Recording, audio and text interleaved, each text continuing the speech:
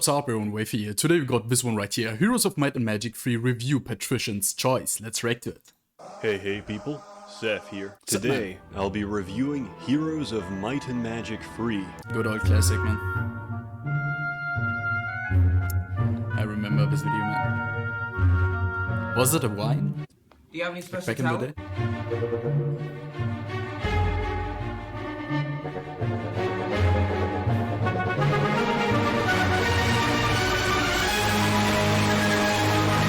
Several times.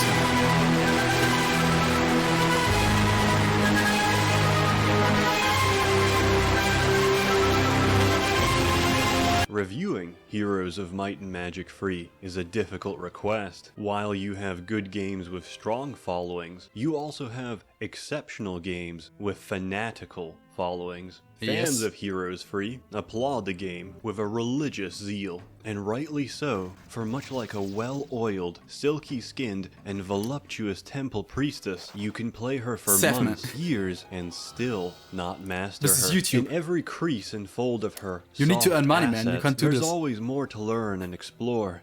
New strategies to test the limits of her depth and design. In other words, it's a really fucking good game. More than a decade old, Heroes 3 still shines as a gorgeous, melodious, and tactically rich turn-based strategy game. Of course, when I refer to Heroes 3, I mean the complete edition. Bro, if you get into the system, it's not really tactically anymore. It's more about abusing the system and with what happens with each iteration.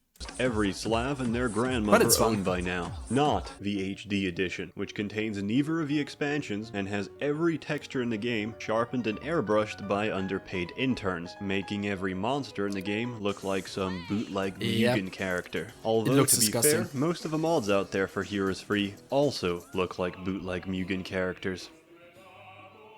The concept of the game is ridiculous. Bro, just leave it pixelated. It gives it more authenticity, and if it's just sharpened and looks more modern, it like ages worse. If you get what I'm saying, man. Ridiculously simple. You can play as any one of 9 different. You can play as any one of 8 viable factions, represented by different towns. While you pick your starting faction, you can always conquer other towns and use their units as well. Each town is unique in its own strengths and weaknesses, although some towns have more weaknesses than others, with each town capable of producing 7 different... Bro, I just loved chilling in those zones, like, just leaving it on. You were just eating something in the kitchen and you came back to your place and saw that shit. Like, this one right here. This sound. And everything is moving like a bit, bro.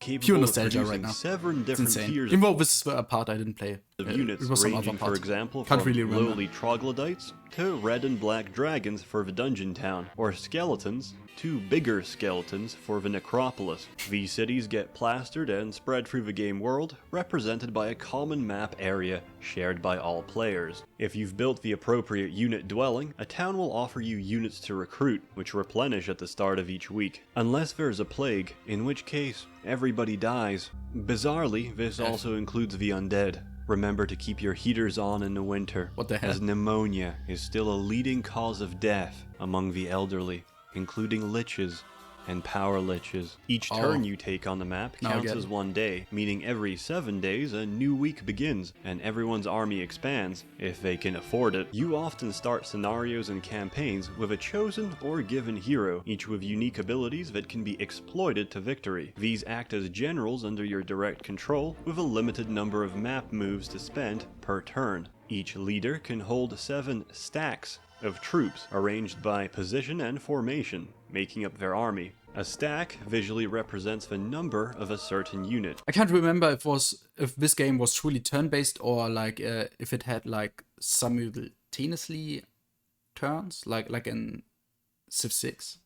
Which influences the outcome of combat. Losing all your stacks means defeat for your hero. Heroes can't die, but losing a fight will usually make them run off and join the enemy due to your incompetence as a leader. All this information finally makes sense when we get to the combat, which is also turn-based and divided in rounds, and initiated by players by robbing dwarven or Polish banks, or moving next to enemy heroes on the map. Each round, every monster on the battlefield gets a turn, to move, attack, use abilities, wait, or defend, and that's the simple gist of it. When a stack attacks another, their stats are multiplied by the number of attacking creatures. Pretty simple shit, right? So if level 18 Craghack with Expert Offense attacks level 18 Tazar's 4 Chaos Hydras with his 5 Ancient Behemoths, who we can only assume has Expert Armorer, how much damage would that be?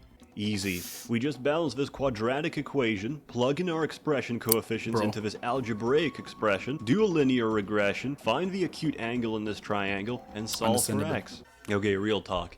Any mouth-breathing polygon journalist can say this gay, generic shit. You know enough about the game.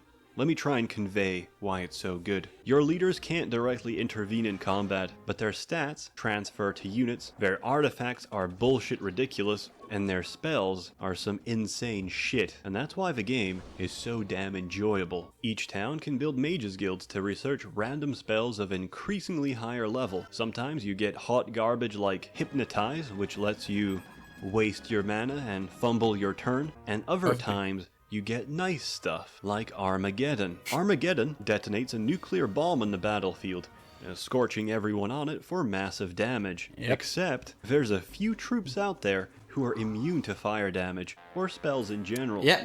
This is how easy you can abuse that shit, it's insane. Fun tactic, as in not fun for anyone else, is taking several spicy boys with your hero and running straight into enemy lines. The larger their army is, the better. Cast Armageddon, destroy most of his army, and retreat. Rebuy your hero at the tavern and do the exact same thing every turn. At most, you spend a few thousand gold on this strategy, while your enemy is incurring maybe 20, 30,000 gold worth of damages each time your suicide bomber rushes them. Berserk is also a fun spell. It turns any enemy rabid, attacking whoever is closest, be it friend or foe. With expert fire magic, Berserk becomes even more balanced, since it gives magic rabies to everybody in a 10-mile radius, or 16 kilometers for those of you still using outdated barbaric systems like metric. It's particularly enjoyable watching your friend's army tear itself in half without even lifting a finger. In many ways, Heroes 3 is the torture porn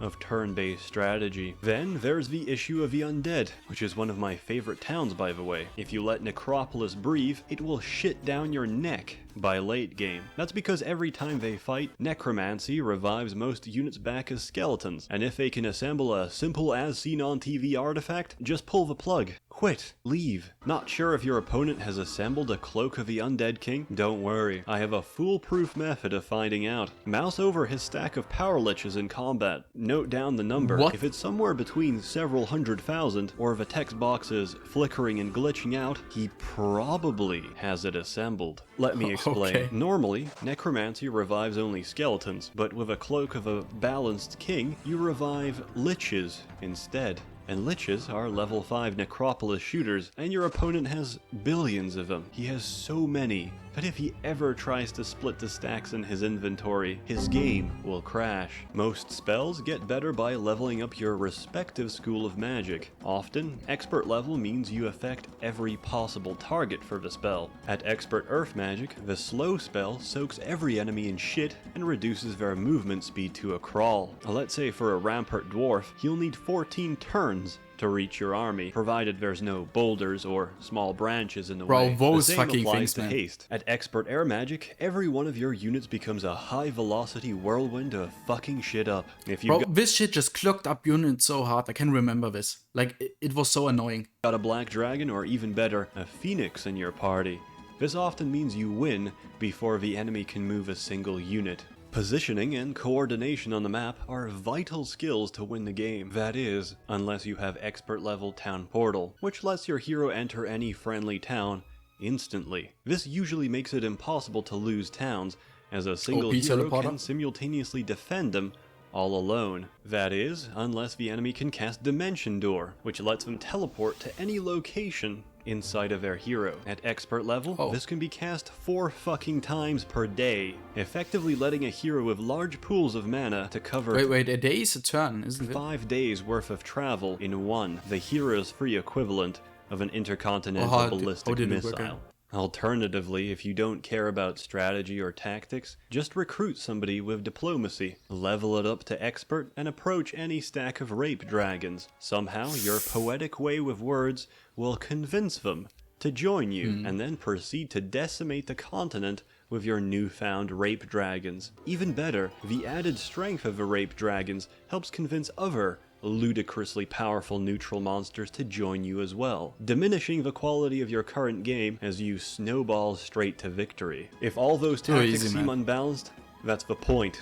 The game thrives on you straining its mechanics, rewarding experimentation, and punishing established conventions. There's a reason this game has Bro, if you just play this game like normally, you get destroyed so hard. You need to use some exploits. Like sometimes it is the case. Its own published version of Sun Tzu's Art of War. Winning in victory is about meticulously knowing every intricacy of the game, while making sure your bullshit strategy will beat your opponent's bullshit strategy. Heroes Free is a great game, and still looks beautiful to this day, thanks to its hand-sprited graphics. Heroes Free aged better than most of the girls I knew from high school. Then again, heroin is one hell of a drug. The musical score and sound work is also fantastic, and I've got it installed on every computer I ever owned. It's incredibly pleasant in its atmosphere, and a complete joy to play. The best game to cozy up to in a warm blanket with a hot mug of coffee in early spring. The very definition of comfy. That is, unless you're playing multiplayer. Then it's a dumpster fire of hot garbage. The game is trash, unbalanced dog shit. Who the fuck is playing Necropolis? Do you want to be kicked out of the house? Heroes Free. It's a classic. And I'm not going to ask any questions. Generously paid for by the Merchants Guild. As always, more content to come, so stay tuned. Yes, of course, man. Support Seth, man. This was 4 years ago, and it still was quality, and it still is quality. Go give him a like, go subscribe to him, and do that shit as well to my channel if you want to support me as well. Like, if you want to see more reactions, I try to do some gaming content in the future, probably someday, I guess. I'm gonna do it, I swear. But yeah, well, that was actually it. If you want to see more of this shit, I guess you know what you need to do, and that's actually it. I guess see you next time. Wafer out.